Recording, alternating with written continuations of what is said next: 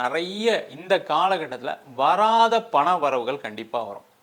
இந்த மேஷராசி என்பவர்களுக்கு என்ன பிரச்சனைனா பண வரவுகளே இல்லை அப்படின்ற ஒரு வருத்தம் கடந்த ஒரு 1.5 ஆண்டு காலமாக இருக்குது.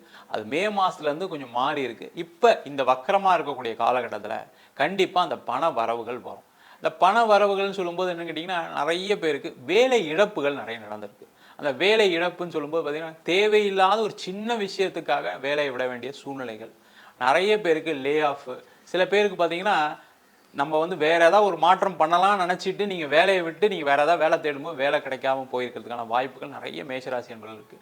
அவங்களுக்கெல்லாம் இருந்த பிரச்சனைகள்லாம் இந்த குரு வக்கரமாக இருக்கக்கூடிய காலகட்டத்தில் கண்டிப்பாக நிவர்த்தி ஆகும்.